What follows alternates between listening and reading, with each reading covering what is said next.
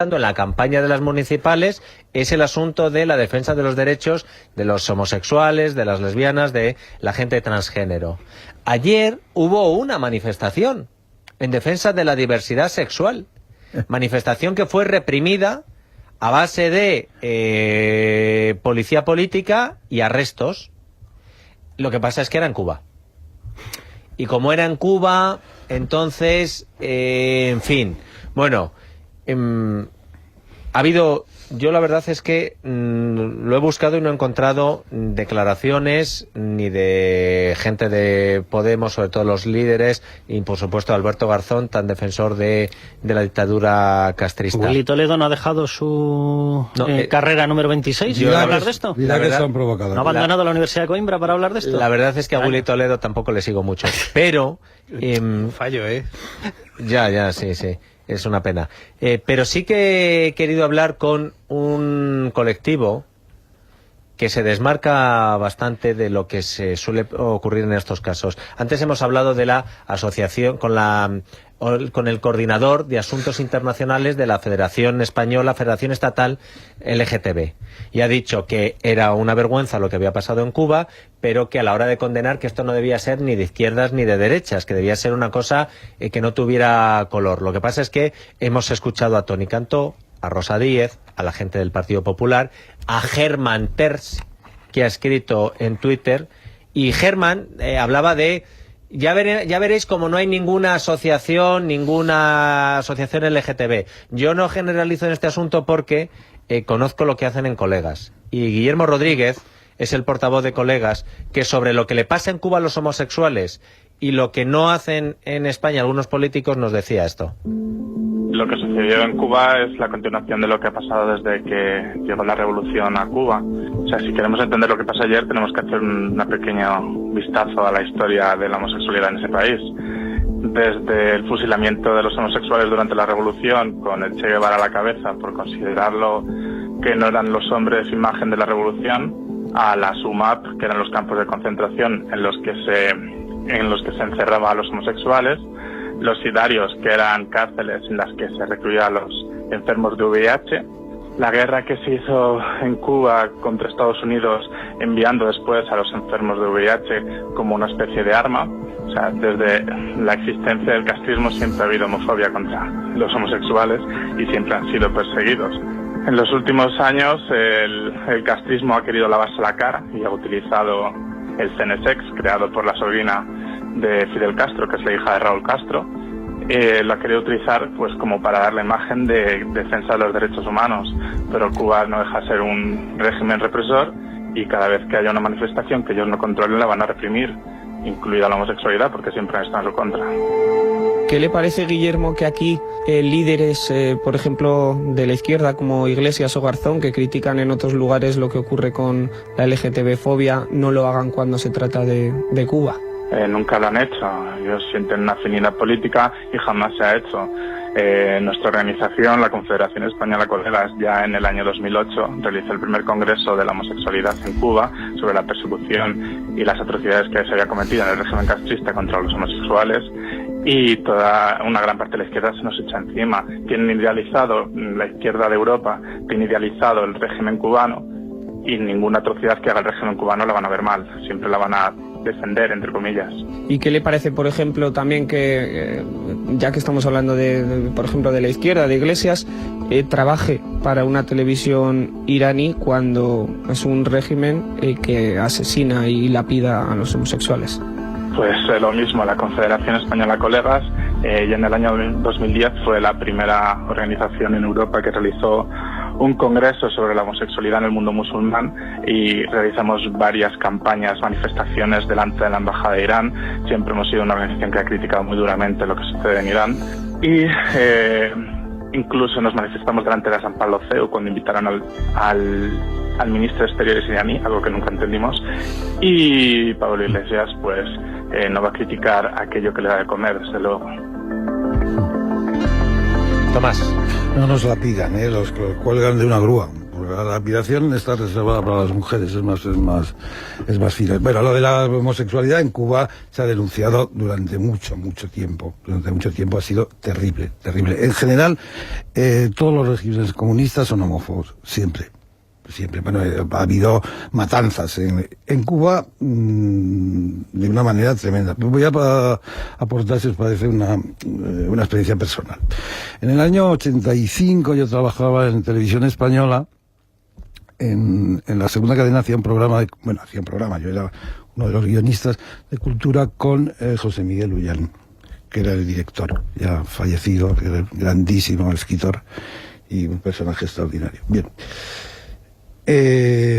Ahí nosotros estrenamos un documental que firmaba Néstor Almendros, el gran fotógrafo español, que tiene es uno de los Óscars españoles, y Orlando Jiménez Leal, que había sido uno de los que habían participado en Lunes de Revolución con Cabrera Infante, de los que habían hecho una pieza magistral que se llama PM, que es cuando acabó, digamos, el romance entre Castro y la cultura, cuando Castro dijo con la revolución todo, contra la revolución nada, en ese momento. Bueno, ese documental se llama, y se puede encontrar en YouTube, por cierto, se llama Conducta Impropia. Conducta Impropia era el cargo que se aplicaba a los homosexuales en Cuba. Se diferenciaba incluso, si eran activos o pasivos, unos tenían más pena, otros menos. O sea, era una historia realmente delirante. ¿Quién era el respetuoso que hacía las diferenciaciones? Supongo que Raúl Castro, que tiene experiencia. Sí, vamos, eso es conocido. O sea, no es... Y bueno, cuando estrenamos esto en Televisión Española, en la segunda cadena, yo me tuve que ir. Porque alguien se tenía que ir. Era en la época de Calviño. A mí me declararon, cosa que no sabía, persona non grata en Cuba. Una vez yendo de México, había un viaje a Cuba y me quedé allí en el José Martí 6 horas en una habitación hasta que me devolvieron a México. Yo no sabía que estaba marcado. La reacción cuando se estrenó, cuando apareció en el 85 en Televisión Española te echan por bueno, sí, de aquella manera. De aquella manera. Mejor que alguien se vaya. No sé si iba a ir el director, que era muy amigo de Néstor Almendros, entre otras cosas, y de Guillermo Cabrera Infante. Bueno, ya me voy y ya está, no pasa nada. Pero me acuerdo que en El País nos acusaron de ser maricones. Resulta que en el diario El País. El País, sí. Decían, concretamente, respiran por la herida. Por denunciar lo que le hacían en Cuba, sí, los homosexuales. Sí, eran bueno, pero estaban todos, que Cabrera, pero es que sabes que en aquella época los homosexuales, los detenidos por homosexuales, iban a una zafra obligatoria a cortar caña, y después estaban en el trabajo para hombres. El trabajo para hombres. En efecto, se detuvo a gente muy destacada, por ejemplo a Pablo Milanés. Pablo Milanés estuvo en los campos de concentración para homosexuales, y después, a cambio de incensar al régimen, le dejaron salir y que cantara afuera, y que fuera una figura maravillosa del régimen cubano. Estamos comprobando, porque hay un oyente que nos ha escrito, ¿ha sido a través de Twitter, Nieves? Sí. A través de Twitter, a propósito de lo que estás contando, Tomás, que la semana pasada en Televisión Española pusieron un reportaje para explicar lo bien que se tratan a los homosexuales en Cuba. Eso, mira, entonces, gente como nos da el enlace, vamos a comprobarlo para ver si... Sí, seguramente. Bueno, Alezama Lima, por ejemplo, que es uno de los grandísimos autores de la lengua castellana. Alezama Lima no podía salir de su casa. No lo metieron en un campo de concentración porque pesaba 115 kilos, se hubiera muerto, pero ahí estaba. O sea, bueno, y luego ya con lo del SIDA, pues para qué te voy a contar. Bueno, nos lo ha explicado Reinaldo Arenas. Sí. Reinaldo Arenas está a punto de suicidarse, y bueno, de hecho, cuando llega a Nueva York luego ya se suicida porque ya no tiene... Ahora, pero es curioso porque de este asunto, Carlos... Nadie dice nada. Pero nadie. Escucha, cuando digo nadie, digo que tampoco luego en la campaña electoral que estamos ahora mismo, oye, la semana pasada fue un momento monográfico, cabalgata del orgullo gay, Casa de Campo. Un escándalo, unas polémicas, unas cosas tremendas por el que unos utilizan una frase que dice el otro para echárselo en cara. Pero llega el asunto que hemos hablado anteriormente y este asunto y unos consiguen que los medios de comunicación no te molesten mucho y los otros parece que no interesa dar esa batalla ideológica teniendo más argumentos. A ver, aquí se ha abierto hace muy poco un melón de un partido que se llama Vox, que ha tomado una decisión que ha sido: vamos a coger esas banderas que están tiradas en el suelo y las levantamos. Ha habido mucha gente que se ha puesto muy nerviosa. Bueno, es que hay muchas banderas que están tiradas en el suelo. Venimos de hablar del tema de violencia de género. Bajo las normas de violencia de género se han metido un montón de cosas que no es una lucha contra la violencia de género.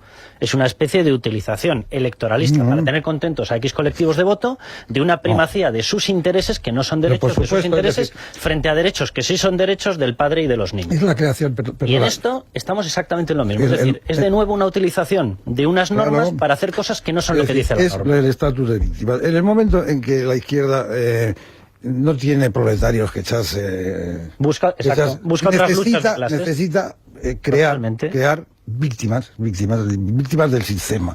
Pues son las mujeres, son los emigrantes ilegales. Mira qué asunto. Nuria Richard nos acaba de decir, me está mandando un mensaje, John, dice: yo vi ese reportaje y fue sangrante. La oficina de homosexualidad de La Habana, que es la que tiene la Mariela Castro, la hija de Castro, ¿qué tal?, diciendo que es la que más había hecho por los homosexuales. Además, un reportaje en el que se veía la extrema pobreza a la que están los cubanos por los transexuales que no tienen la medicación que tienen que tomar.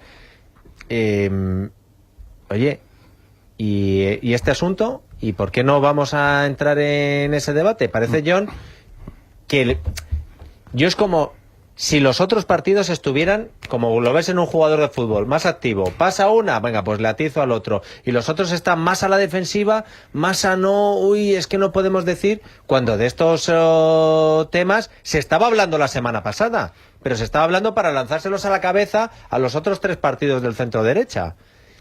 Y sin embargo, oye, excepto algunas honradas excepciones, y siempre suele ser por Twitter, no hay... Oye, coger y decir, vamos a ver, señora Serra, señor Iglesias, ¿ustedes qué están diciendo sobre el asunto anterior? Señor Alberto Garzón, ¿dónde está Unidos Podemos? ¿Qué es lo que quiere, en qué quiere convertir?